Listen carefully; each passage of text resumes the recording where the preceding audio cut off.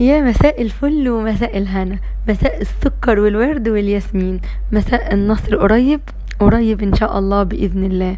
يلا بينا نشوف مع بعض فيديو النهاردة بيتكلم عن ايه. يلا بينا. السلام عليكم ورحمة الله وبركاته. اللهم صل وسلم وبارك على سيدنا محمد وعلى آله وصحبه وسلم. النهاردة ليلة الجمعة، نصلي على النبي كتير كتير كتير، صلى الله على محمد صلى الله عليه وسلم، ونعلق كلنا في التعليقات بالصلاة على النبي وتعليقاتكم الحلوة الجميلة، وما تنسوش اللايك. أنا النهاردة صحيت من النوم، كنت مستعجلة، ورايا مليون ألف حاجة، عندي حاجات كتيرة. أول حاجة فكرت فيها قلت ان انا لازم اعمل اكلة سهلة وبسيطة.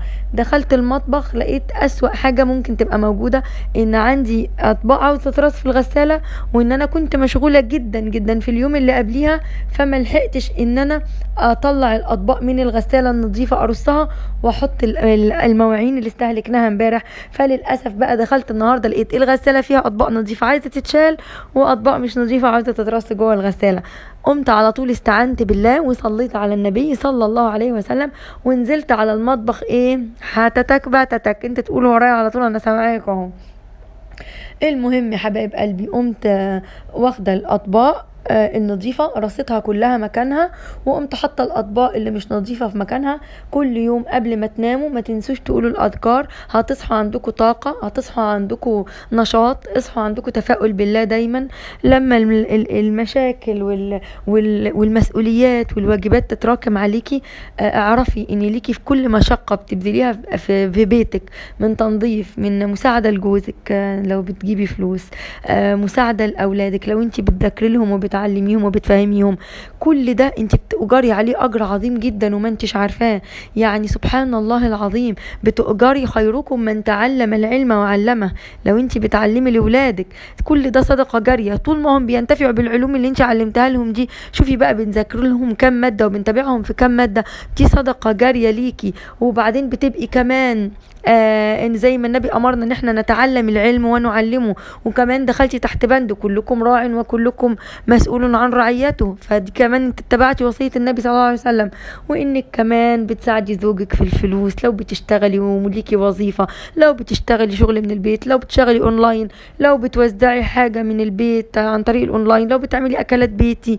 يعني ربنا يا رب يوسع ارزاقكم. احنا الستات جدعان جدا، ومفيش اجدع مننا، والستات فعلا ب100 راجل. ربنا يخليكي لبيتك وزوجك واولادك، وانا من مكاني هنا بحييكي وبقولك انتي ست الكل، مفيش حد زيك ابدا، ولا في جدعنتك ولا في طيبتك. عايزه افكركم بحاجه، لما نرجع البيت من شغلنا، او لو ما بنشتغلش، لما نصحى من النوم اول حاجه بنعملها لو ورانا صلاه بنصليها، لو الظهر لسه ما اذنش وما وراناش صلاه، بنغسل وشنا باي غسول يكون ظريف مناسب لبشرتنا، وبنحط مكياج خفيف جدا. انا عن نفسي بحط قلم كحل وبحط روج، ما بحطش اكتر من كده. كل واحده على حسب طبعا شكلها عامل ايه، وحسب هي بتبقى عاوزه تبقى قاعده حاسه انها واثقه في نفسها ازاي، على حسب هي عارفه ايه اللي بيظهر جمالها. ممكن واحده لازم تحط فول ميك اب، من بقى فاونديشن كونسيلر والحاجات دي كلها، الاي شادو، رجاجو، الايلاينر. ممكن واحده تحب تعمل ده كله، ممكن واحده تبقى عارفه ان هي باقل الميك اب بتبقى خلاص حلوه واثقه في نفسها. انا النهارده بقى عايزه اقول لكم الاكله السريعه. المهم يعني ما تنسوش ان انتوا توضبوا نفسكم، وبعد ما تخرجوا من المطبخ الدش الظريف مش بياخد ثانيه، والبسي بنيه عشان شعرك ما بيتبلش، وفي لحظه تبقى ريحتك زي الفل، بارفانك اللطيف، الكريم اللي بيغذي بشرتك اللي انت متعوده عليه، ومكياج كده رقيق. اقعدي بقى حتى لو بتذاكري الاولاد، لو بتعملي، تبقي قاعده دايما طول الوقت حاطه مكياج وميك اب كده وشكلك زي القمر. انا النهارده هعمل ايه؟ كبد وقوانص بالبطاطس. ناس كتيره قالت لي على الاكله دي، شوربه الكبد يا حنان، معقوله؟ دي ايه؟ دي زفره جدا، دي ايه الزفره دي؟ انا بوريكم بتحداكم. شايفين الكبد وقوانص بتاعتي عامله ازاي؟ اتفرجوا على القنصه، شايفين شكلها؟ شايفين ما فيهاش الهوا؟ الكبد والقوانص بغسلها كويس جدا بالميه، بشيل القنصه بخليها صلعاء، شايفين؟ انتوا طبعا انا صوتي متحاش زي عادتنا لما بتبدا تدخل الشتاء، عشان انا عندي حساسيه فصوتي بيتغير، فاعذروني ومعلش. انا عارفه ان انتوا بتحبوني زي ما انا ما بحبكم، وهتقبلوا صوتي في كل اوضاع. بصوا بقى، بعد ما نضفت الكبد والقوانص بالميه كويس جدا، القلوب فتحتها وطلعت منها كل الدم المتجمد، والكبده نفس الحال، والقنصه خليتها صلعاء، قمت جايبه بقى ميه وحطها، وبنضف الكبد والقوانص بحاجتين اتنين مالهمش تالت، بتطلع زي الفل بالملح والخل. بنقعهم في ملح وخل، مش معنى كده ان انا بخللهم، لا، هو يا دوبك من 5 ل8 دقايق، وبعد كده بشطفهم، بتبقى زي الفل. الشوربه بقى اللي بحط فيها الكبد والقوانص، او التوابل اللي بحط فيها الكبد والقوانص، ولا في ريحه زفاره، ثقوا فيا صدقوني، ولو انتوا بتجربوا وصفاتي هتبقوا عارفين ان انا مفيش وصفه بقولها لكم بتطلع نص ونص. اعملوا انا حطيت بقى بالظبط، حطيت بصل، وحطيت حبهان، وحطيت ورق لورا، وحطيت قرفه، وحطيت ملح، وحطيت فلفل، وحطيت كمون، وحطيت كزبره، وحطيت رشه صغيره قوي قوي كاري، رشه صغيره مش رشه كبيره. اللهم صل وسلم وبارك على سيدنا محمد. قلبت كل ده، وهحط فيه الكبد والقوانص، وهجيب بقى، عشان انا كنت مستعجله زي ما قلت لكم، وانتوا عارفين ان انا طول الوقت مستعجله. هنسمي القناه دي قناه المستعجلين. ربنا يا رب يحفظكم ويملى اوقاتكم كده يا رب بركه، ويجعل في اوقاتنا واعمارنا البركه يا رب. اللهم ارزقنا يا رب البركه في الوقت والجهد ان شاء الله. قمت حاطه بقى الكبد والقوانص والقلوب، ومقلباهم كويس قوي في التوابل، وقمت نازله عليها بالميه المغليه، وطيران جري بقيت حطها على اعلى عين في البوتاجاز، غليت في ساعتها. ده علشان ايه؟ ابقى انا يعني عايزه الحاجه تغلي في ساعتها. عايزه انت تحطي الميه المغليه على التوابل، وبعدين تحطيها على النار، وتقومي حاطه فيها الكبد والقوانص، مفيش مشكله. قلت بقى اعمل البطاطس، فاخترت بقى ايه، يعني عندي بطاطس فارم فريتس في الفريزر، وعندي بطاطس بلدي، البطاطس العاديه.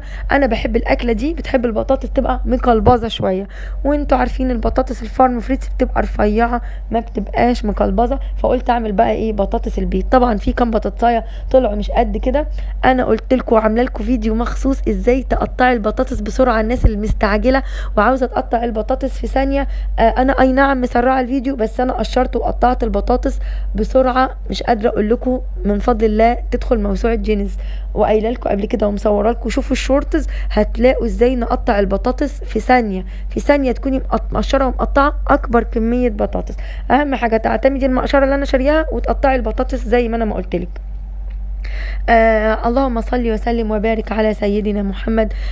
كنت عايزه اقول لكم ان احنا عندنا النهارده مسابقه، ان شاء الله باذن الله نشوف مين صاحبه النصيب. ان شاء الله صاحبه المسابقه هتكسب 100 جنيه مقدما من اسرار البيوت مع حنان.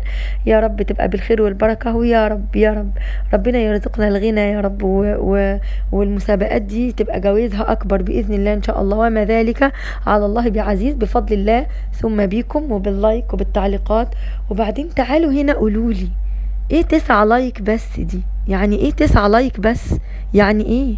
انا عاوزة 90 لايك. اتصرفوا، القناة دي بتاعتنا كلنا، ربنا يبارك فيكم يا رب.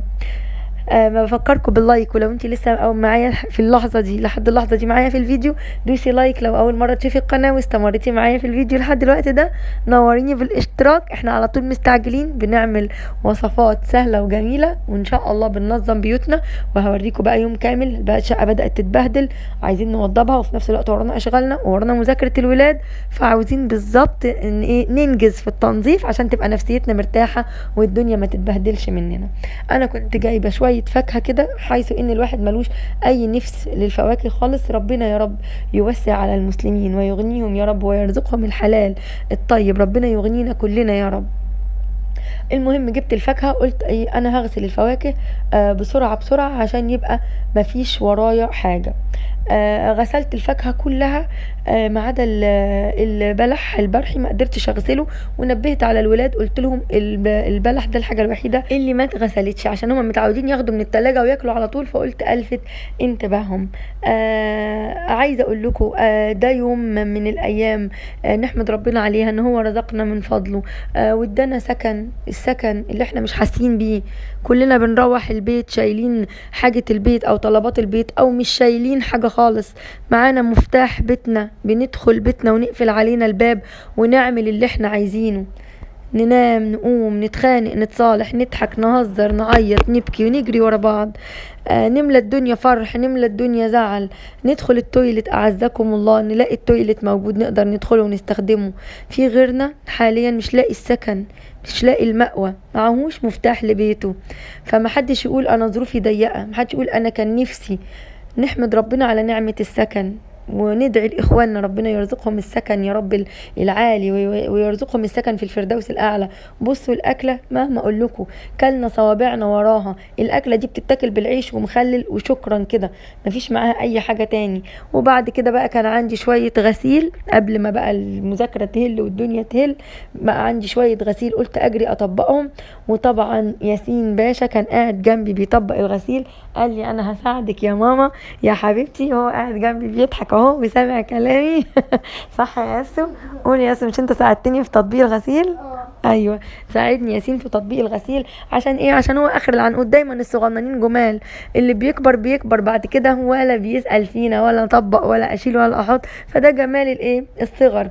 ان شاء الله باذن الله دلوقتي هقول لكم المسابقه، بس انا عايزه اقول لكم استمتعوا بالعيال وهم صغيرين. العيل الصغير لما يمسك فيكي ما تقولوش سيبني بقى في حالي، لا خليه يمسك فيكي قوي وحسي بمسكته ليكي قوي. خليه يساعدك، خليه يكسر، خليه يقف في المطبخ ويبهدل في الدقيق ويفقش البيضه غلط، وخلوهم يكركبوا. بكره اسمعوها مني انا، هتزعلوا قوي لما الولاد تكبر وتلاقوا كل حاجه متنظمه قوي ومترتبه قوي وملهاش معنى قوي وسخيفه قوي والبيت هادي قوي. كل واحد حاطط عينه في الموبايل بتاعه وما بيتكلمش مع حد.